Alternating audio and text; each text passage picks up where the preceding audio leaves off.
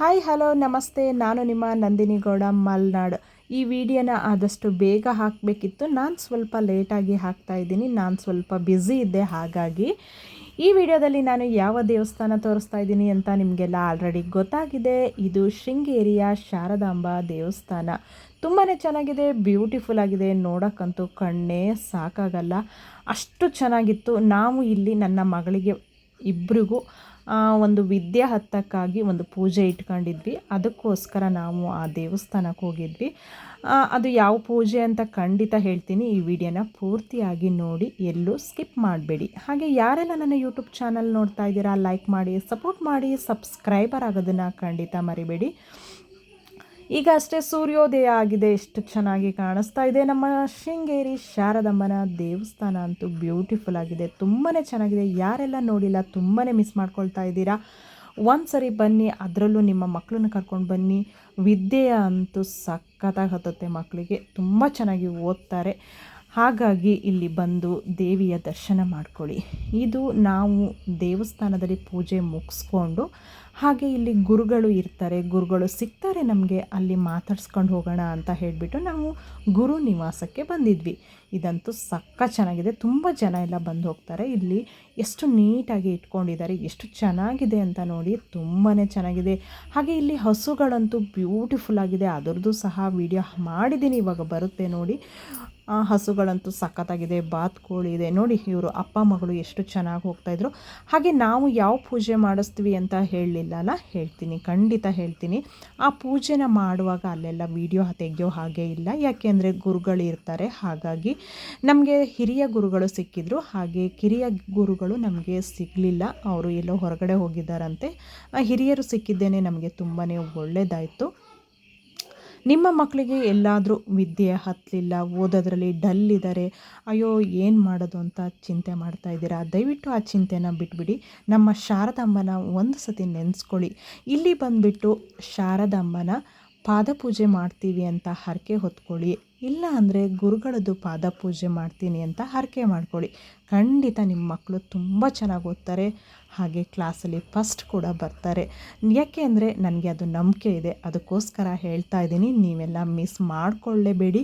ನಿಮ್ಮ ಮಕ್ಕಳನ್ನ ಕರ್ಕೊಂಡು ಬಂದು ಇಲ್ಲಿ ಒಂದು ಸರಿ ಪೂಜೆ ಮಾಡಿಸಿ ನೋಡಿ. ಅಲ್ಲೇ ಹಿಂದೆಯೇ ಕೌಂಟ್ರ್ ಇರುತ್ತೆ, ಅಲ್ಲಿ ನೀವು ರಶೀದಿ ತೊಗೊಂಡು ಗುರುಗಳನ್ನು ಭೇಟಿನೂ ಆದಂಗಾಗುತ್ತೆ, ಪೂಜೆನೂ ಮಾಡಿಸ್ದಂಗಾಗುತ್ತೆ. ಮುಖಾಮುಖಿ ಗುರುಗಳನ್ನು ಮಾತಾಡ್ಸ್ಕೊಂಡು ಹೋಗ್ಬೋದು. ಈ ಪಾದಪೂಜೆ ಮಾಡೋದ್ರಿಂದ ನಮ್ಮ ಮನಸ್ಸಿಗೂ ಕೂಡ ನೆಮ್ಮದಿ ಇರುತ್ತೆ. ನಾನು ಏನು ಮಾಡ್ತಾ ಇದ್ದೆ ಅಂತ ಹೇಳಿದ್ರೆ, ಮಕ್ಕಳಿಗೆ ಪಾದಪೂಜೆ ಮಾಡಿಸ್ಬೇಕು ಅನ್ನೋದು ನನ್ನ ತುಂಬ ದಿನದ ಆಸೆ ಆಗಿತ್ತು. ಅದಕ್ಕೋಸ್ಕರ ಅವರಿಗೆ ಗುರುವಾರ ಬೆಳಗ್ಗೆ ಎದ್ದು ಸ್ನಾನ ಮಾಡಿ ಒಂದು ಹಿಡಿ ಅಕ್ಕಿ, ₹1 ದುಡ್ಡು, ಎರಡನ್ನೂ ಗುರುವಾರ ಅವ್ರ ಕೈಯಲ್ಲಿ ತೆಗೆಸಿ ಒಂದು ಬಾಕ್ಸಿಗೆ ಹಾಕಿ ಇಡ್ತಾಯಿದ್ದೆ. 1 ವರ್ಷ ಆಗಿತ್ತು.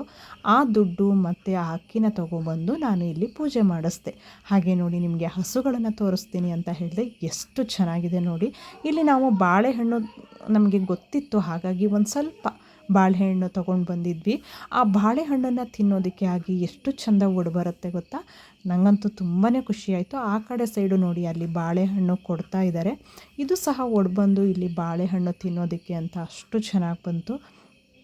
ನಾವು ಸ್ವಲ್ಪ ಬಾಳೆಹಣ್ಣು ತಗೊಂಡೋಗಿದ್ವಿ, ಎಲ್ಲರೂ ಎರಡೆರಡು ಬಾಳೆಹಣ್ಣನ್ನು ಕೊಟ್ವಿ.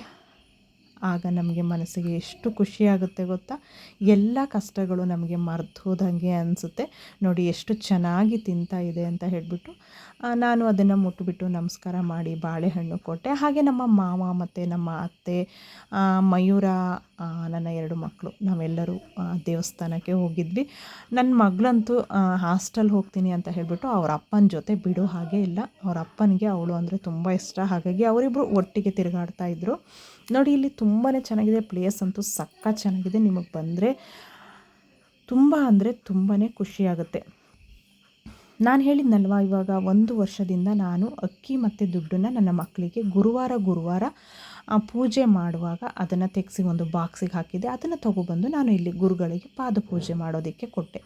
ಹಾಗಾಗಿ ನೀವು ಎಲ್ಲರೂ ಸಹ ಆ ರೀತಿಯೂ ಮಾಡ್ಬೋದು. ಇಲ್ಲ ನಮ್ಗೆ ಆ ರೀತಿ ಮಾಡೋದಕ್ಕೆ ಆಗಲ್ಲ ಅಂತ ಹೇಳಿದ್ರೆ, ಇಲ್ಲಿ ಕೌಂಟ್ರಲ್ಲಿ ಬಂದುಬಿಟ್ಟು ಹೇಳಿದ್ರೆ ಅವರು ಪಾದಪೂಜೆ ಮಾಡಿಸ್ತಾರೆ. ಎಲ್ಲ ಅವರೇ ರೆಡಿ ಮಾಡ್ಕೊಂಡಿರ್ತಾರೆ. ಅದು ನಿಮ್ಮ ಮಕ್ಕಳಿಗಂತೂ ತುಂಬಾ ಒಳ್ಳೆಯದು. ಹಾಗೆ ಇಲ್ಲಿ ಬರುವಾಗ ಸ್ವಲ್ಪ ಎಚ್ಚರಿಕೆ ಇರಲಿ, ಯಾಕೆಂದರೆ ಹಾವುಗಳಿದೆ ಅಂತ ಬೋರ್ಡು ಕೂಡ ಹಾಕಿದ್ದಾರೆ.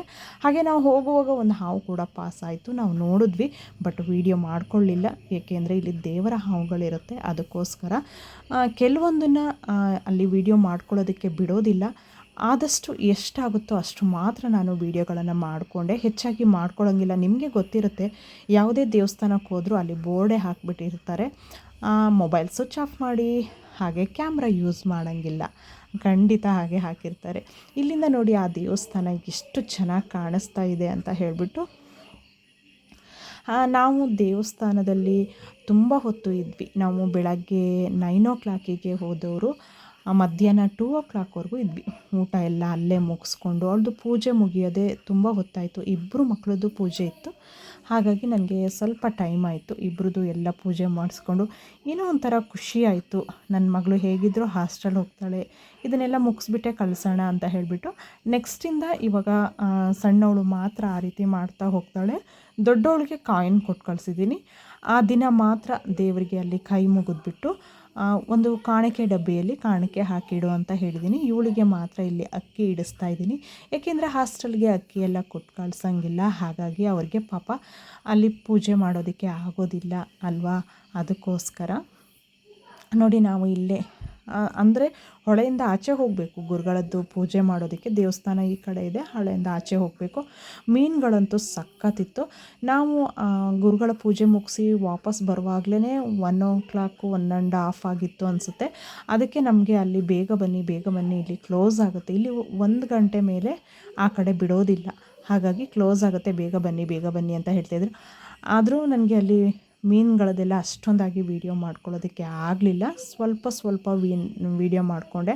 ಹಾಗೆ ಕೆಳಗಡೆ ನೋಡಿ ಎಲ್ಲರೂ ಅಲ್ಲಿ ಮೀನು ನೋಡ್ತಾ ಇದ್ದಾರಲ್ವ, ಅಲ್ಲೂ ಕೂಡ ನಮಗೆ ಆವಾಗಲೇ ಕ್ಲೋಸ್ ಮಾಡ್ತಾರೆ, ಮೀನುಗಳನ್ನು ನೋಡೋದಕ್ಕೆ ಆಗೋದಿಲ್ಲ. ನಮಗೆ ಪೂಜೆ ಆಗಿದ್ದೇ ಲೇಟ್ ಆಗಿತ್ತಲ್ವ, ಹಾಗಾಗಿ ನನಗೆ ಕೂಡ ಮೀನುಗಳನ್ನು ನೋಡಿ ಹತ್ತಿರಕ್ಕೆ ವೀಡಿಯೋಗಳನ್ನು ಮಾಡ್ಕೊಳ್ಳೋದಕ್ಕೆ ಆಗಲಿಲ್ಲ. ಅಲ್ಲಿ ಟೈಮ್ ಆದಮೇಲೆ ಅಲ್ಲಿ ಬಿಡಲ್ಲ, ಕ್ಲೋಸ್ ಮಾಡಿಬಿಡ್ತಾರೆ. ತುಂಬಾ ಖುಷಿಯಾಗುತ್ತೆ ನೋಡಿ, ಎಷ್ಟು ಚೆನ್ನಾಗಿ ಕಾಣಿಸ್ತಾ ಇದೆ ಅಲ್ಲ. ನಿಮ್ಮದು ಎಷ್ಟೇ ಕಷ್ಟ ಇರಲಿ, ಎಷ್ಟೇ ನೋವು ಇರಲಿ, ಒಂದು ದೇವಸ್ಥಾನಕ್ಕೆ ಬಂದು ದೇವರ ದರ್ಶನ ಮಾಡ್ಕೊಂಡು ಹೋದಾಗ ತುಂಬಾ ಖುಷಿಯಾಗುತ್ತೆ ನೋಡಿ. ಆಲ್ರೆಡಿ ನಮ್ಮದು ಇವಾಗ ಅಲ್ಲೆಲ್ಲ ಪೂಜೆ ಮುಗಿದಿದೆ. ಹಾಗೆ ನಾವು ಶ್ರೀ ಶಾರದಾಂಬನ ಸನ್ನಿಧಿ ಹತ್ತಿರ ಬಂದಿದ್ದೀವಿ. ಅಲ್ಲಿದು ಫೋಟೋಗಳನ್ನು ತೆಗೆಯೋ ಹಾಗಿಲ್ಲ, ಒಳಗಡೆ ದರ್ಶನ ಕೂಡ ತುಂಬ ಚೆನ್ನಾಗಿ ಆಗ್ತಾಯಿತ್ತು. ಬಟ್ ಯಾರೂ ಅಲ್ಲಿ ಮುಂದೆ ಹೊರಗಡೆಯಿಂದ ಫೋಟೋಸ್ ತೆಕ್ಕೋಬೋದು, ಒಳಗಡೆ ತೆಗೆಯೋ ಹಾಗೆ ಇರಲಿಲ್ಲ. ಇದನ್ನೆಲ್ಲ ಮುಗಿಸ್ಕೊಂಡು ನಾವು ದೇವ್ರದ್ದು ಎಲ್ಲ ದರ್ಶನ ಮುಗಿಸ್ಕೊಂಡು ನೆಕ್ಸ್ಟ್ ಹೊರಟಿದ್ದೆ. ನಾವು ಊಟ ಮಾಡಬೇಕಲ್ವಾ, ಹೊಟ್ಟೆ ಬೇರೆ ಹಸಿತಾ ಇದೆ, ಊಟಕ್ಕೆ ಹೋಗಬೇಕಿತ್ತು. ಈ ಕಡೆ ದೇವಸ್ಥಾನ ಇದೆಯಲ್ಲ, ಇದಕ್ಕೂ ಕೂಡ ಹೋಗಿ ಬಂದ್ವಿ. ಇದಂತೂ ಸಖತ್ ಚೆನ್ನಾಗಿದೆ, ನೋಡೋದಕ್ಕೆ ಅಂತೂ ಸಖತ್ ಚೆನ್ನಾಗಿದೆ. ಹಾಗೆ ಇನ್ನು ನೆಕ್ಸ್ಟು ಊಟಕ್ಕೆ ಹೋಗೋಣ ಅಂತ ಹೊರಟ್ವಿ. ನೋಡಿ ಈ ಕಡೆ ಊಟಕ್ಕೆ ಹೋಗೋದು ಕ್ಯೂನಲ್ಲಿ ಹೋಗಬೇಕು, ಯಾಕೆ ಅಂದರೆ ಎಲ್ಲ ಮಕ್ಕಳಿಗೂ ರಜೆ ಇದ್ದಿದ್ದ ಕಾರಣ ದೇವಸ್ಥಾನದಲ್ಲಿ ಫುಲ್ಲು ರಶ್ ಆಗಿತ್ತು. ಹಾಗಾಗಿ ನಮಗೆ ಕ್ಯೂನಲ್ಲಿ ಹೋಗೋದಕ್ಕೆ ಸಿಕ್ತು. ನಾವು ಯಾವಾಗಲೂ ಈ ಟೈಮಲ್ಲಿ ಹೋಗಲ್ಲ, ಹೀಗೆ ಎಲ್ಲ ಹೊರಗಡೆಯಿಂದ ಬಂದಿರ್ತಾರೆ, ತುಂಬ ರಶ್ ಇರುತ್ತೆ ಅಂತ ಹೇಳಿಬಿಟ್ಟು. ಯಾಕೆ ಅಂದರೆ ಇವಳು ಮಕ್ಕಳಿಗೆಲ್ಲ ಸ್ಕೂಲ್ ಸ್ಟಾರ್ಟ್ ಆಗೋದ್ರಿಂದ ಅವರು ಸ್ಕೂಲ್ಗೆ ಹೋಗಬೇಕಲ್ಲ ಅನ್ನೋ ಕಾರಣಕ್ಕೆ ಈ ಟೈಮಲ್ಲಿ ಹೋಗಿದ್ವಿ. ಹಾಗೆ ಕ್ಯೂನಲ್ಲಿ ಊಟಕ್ಕೆ ಅಂತ ಹೊರಟ್ವಿ. ಹಾಗೆ ಇಲ್ಲಿ ನೋಡಿ ಎಷ್ಟು ಚೆನ್ನಾಗಿ ಹೂವಿನ ಗಿಡಗಳನ್ನು ಬೆಳೆದಿದ್ದಾರೆ, ತುಂಬ ಚೆನ್ನಾಗಿದೆ, ನೋಡೋದಕ್ಕೆ ತುಂಬ ಖುಷಿಯಾಗುತ್ತೆ. ಇಲ್ಲಿ ತುಂಬ ಹೂ ಸಿಗುತ್ತೆ ಅಂತ ಅಂದ್ಕೊಂಡಿದ್ದೀನಿ, ಯಾಕೆ ಅಂದರೆ ನಮಗೆ ಗುರುಗಳದ್ದು ಪಾದ ಪೂಜೆಯಲ್ಲಿ ಇಲ್ಲಿಯ ಫ್ರೆಶ್ ಹೂಗಳನ್ನೇ ಉಪಯೋಗಿಸಿದ್ರು, ಎಲ್ಲ ಕಣಗಲು ಹೂಗಳನ್ನೇ ಉಪಯೋಗಿಸಿದ್ರು. ಅದು ರೆಡ್ ಕಲರ್ದು ಮತ್ತು ಪಿಂಕ್ ಕಲರ್ದು. ನನಗಂತೂ ನೋಡಿ ತುಂಬಾ ಖುಷಿಯಾಯಿತು. ಇಲ್ಲಿ ನೋಡಿ ಬರೀ ವೈಟ್ ಕಲರ್ ಇದೆ, ಎಲ್ಲ ಕಡೆನೂ ಅದೇ ರೀತಿ ಬೆಳ್ಕೊಂಡಿದ್ದಾರೆ ಅಂತ ಅನಿಸುತ್ತೆ. ನೋಡಿ ಎಷ್ಟು ಚೆನ್ನಾಗಿ ಬರ್ತಾ ಇದೆ ಅಂತ ಹೇಳಿಬಿಟ್ಟು. ಹಾಗೆ ಎಲ್ಲರೂ ಊಟ ಮಾಡೋಣ ಅಂತ ಹೊರಟ್ವಿ. ನನಗೆ ಮಯೂರ ಮತ್ತು ಮಕ್ಕಳು ಎಲ್ಲಿ ಹೋದ್ರೂ ಗೊತ್ತಿಲ್ಲ. ನಾನು ವೀಡಿಯೋ ಮಾಡೋ ಬ್ಯುಸಿಯಲ್ಲಿ ಅವರಂತೂ ನನಗೆ ಸಿಗ್ತಾನೇ ಇರಲಿಲ್ಲ. ನಮ್ಮ ಅತ್ತೆ ಮಾವ ಅಂತೂ ನನ್ನ ಜೊತೇಲಿದ್ದರು. ನನ್ನ ಸಣ್ಣ ಮಗಳು ಎಲ್ಲಿ ಹೋದ್ಲು ಅಂತ ಗೊತ್ತಿಲ್ಲ, ಇನ್ನೆಲ್ಲ ಸಿಗ್ತಾರೆ ಅಲ್ಲಿ ಊಟದ ಹಾಲಲ್ಲಿ ಅಂದ್ಕೊಂಡು ಬರ್ತಾಯಿದ್ದೀನಿ. ತುಂಬ ರಶ್ ಇದೆ. ನೀವುಗಳು ಬರೋದಾದರೆ ಸ್ವಲ್ಪ ಬೇಗನೆ ಬಂದು ಎಲ್ಲ ಪೂಜೆನ ಮುಗಿಸ್ಕೋಬೇಕು. ಇವಾಗ ಮಕ್ಕಳಿಗೆ ಸ್ಕೂಲ್ ರಜೆ ಇದ್ದಾಗ ಬಂದರೆ ನಿಮಗೆ ಫ್ರೀಯಾಗಿ ಆರಾಮಾಗಿ ದೇವರ ದರ್ಶನನ ಮಾಡಿಕೊಂಡು ಹೋಗ್ಬೋದು ನೋಡಿ ಇಲ್ಲಿ ಇವಾಗ ಊಟಕ್ಕೆ ರೆಡಿ ಆಗಿದ್ದೀವಿ, ಊಟ ಕೂಡ ಮಾಡ್ತೀವಿ. ಹಾಗೆ ವಿಡಿಯೋ ಮಾಡ್ಕೊಳ್ತಾ ಇದ್ದೆ, ಬಟ್ ಅಲ್ಲಿ ವಿಡಿಯೋ ಮಾಡೋ ಹಾಗೆ ಇಲ್ಲ ಅಂತ ಹೇಳಿದ್ರು, ಅದಕ್ಕೆ ನಿಲ್ಲಿಸ್ಬಿಟ್ಟೆ.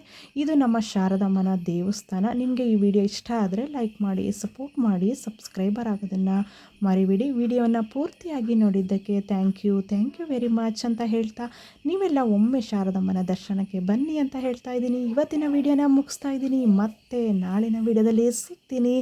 ಇದು ಶೃಂಗೇರಿ ಶಾರದಮ್ಮ ದೇವಸ್ಥಾನ ಹೊರಗಡೆ, ಅಂದರೆ ನಾವು ದೇವಸ್ಥಾನದ ಒಳಗಡೆ ಎಂಟ್ರಿ ಆಗೋಕ್ಕಿಂತ ಮುಂಚಿನ ವಿಡಿಯೋ ಇದು. ಓಕೆ, ಬಾಯ್.